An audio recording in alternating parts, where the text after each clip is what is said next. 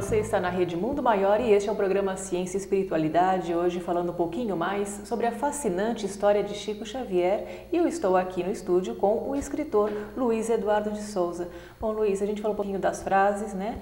Mas também você coloca uns capítulos especiais para os mentores, André Luiz e Emmanuel, né? Bom, qual a importância de cada um na história mesmo de Chico Xavier? Vou começar falando sobre Emmanuel, porque é impossível dissociar a história ou a figura do Emmanuel da figura do Chico Xavier. Chico Xavier sempre deixou isso muito claro, né? Que o grande conselheiro dele, né? Que o grande mentor, né? No sentido literal da palavra, era Emmanuel. E que Emmanuel acompanhou todo o trabalho de Chico Xavier e que Chico Xavier só conseguiu cumprir a obra dele porque ele tinha junto Emmanuel, que era um guia muito severo no sentido de fazer ele cumprir aquilo que ele tinha que fazer, né? Então eu me lembro que Chico narra o primeiro encontro com Emmanuel e nesse primeiro encontro ele dá 2 conselhos em 1931 para Chico e Chico comenta que levou isso para a vida inteira, né? O primeiro deles, ele diz que se algum momento o Emmanuel dissesse alguma coisa que fosse diferente do que Jesus e Kardec disse, que ele desconsiderasse o que Emmanuel falou e ficasse com os 2 primeiros. Ou seja, o próprio Emmanuel se colocava na posição de falível, né? Poderia acontecer dele não conseguir cumprir também do outro lado a missão que ele tinha. E o segundo, que para mim é principal, é quando o Emmanuel faz o convite para Chico Xavier de seguir, e ele fala inicialmente em fazer alguns livros psicografados, né?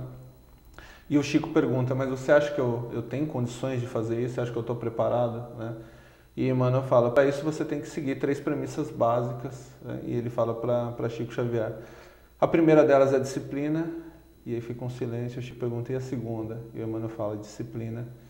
E a terceira, disciplina, né? Então, eu fico imaginando, primeiro, pegando a nossa vida, né?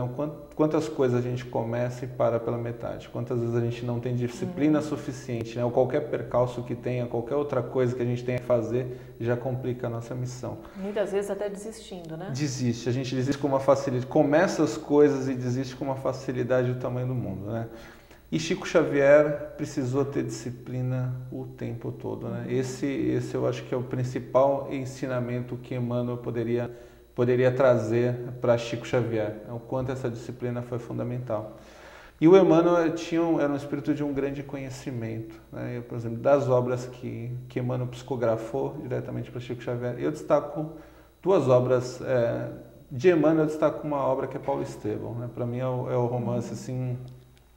Se a gente tiver que ler um romance espírita na vida, eu indicaria ler Paulo Estevão, foi a obra que eu me apaixonei do começo ao fim por ela. E a segunda obra não é de Emmanuel, mas sim de André Luiz, que é o Nosso Lar, que traz todos os detalhes da vida no além, né? Certo.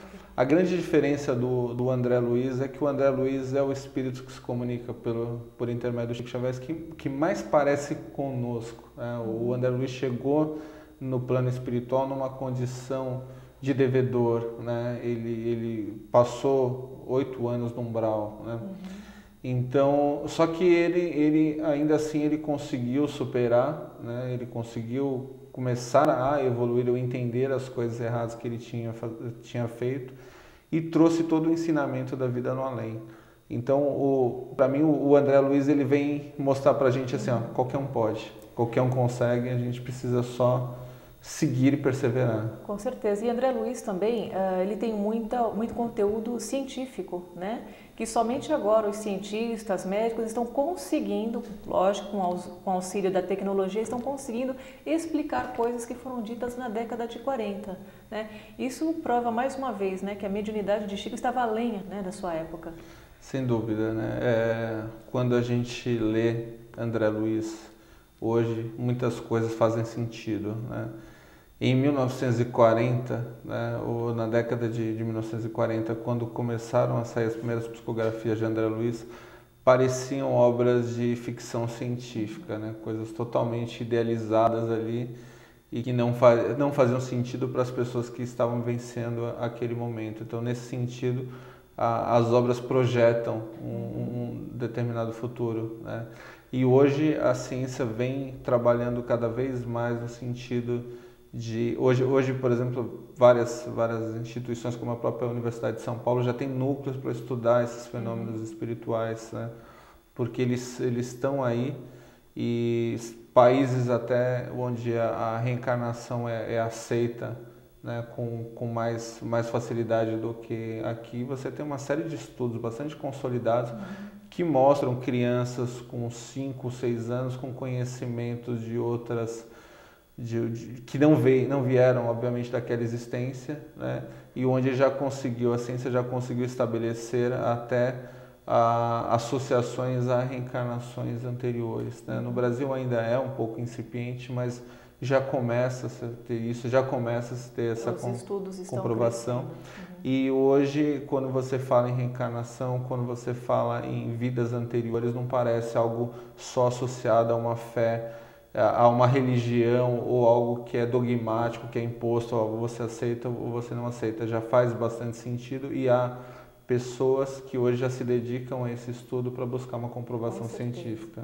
Bom, Luiz, nosso programa está chegando ao final, né?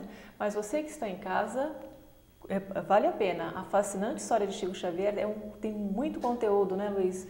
E sobre a vida, sobre a obra, né? E tem os apêndices também, né? Que a gente não vai falar aqui, a gente vai deixar para você que está em casa, né? Dar uma lidinha nesse livro. Você que está em casa e gostaria de entrar em contato conosco, já sabe, entre em contato através do nosso e-mail cienciaeespiritualidade@redemundomaior.com.br. Décio, agora é com você.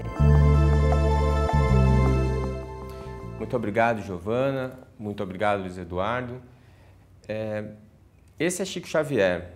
Nós ainda estamos aprendendo, estamos descobrindo quem foi esse espírito. Nem idolatria, nem menosprezo. A idolatria, a mitificação, é quando nós pegamos uma personalidade e nós ampliamos essa personalidade. No caso de Chico, eu acho que é o contrário. Nós ainda não alcançamos a dimensão da sua personalidade, do seu trabalho, da sua importância no planeta. Para nós espíritas, ele significa mais ainda do que para qualquer outro ser humano, porque ele veio complementar a doutrina espírita, ele veio nos conectar, fazer com que todo o cabedal de conhecimentos de Allan Kardec pudesse ser linkado com a nossa cultura atual, contemporânea, com o nosso conhecimento científico atual contemporâneo. E mais ainda, ele deixou ganchos para o futuro. Ele apontou caminhos para os quais nós podemos e devemos seguir. Então, para nós espíritas e para nós brasileiros, só nos resta agradecer por esse espírito ter nascido aqui no Brasil entre nós.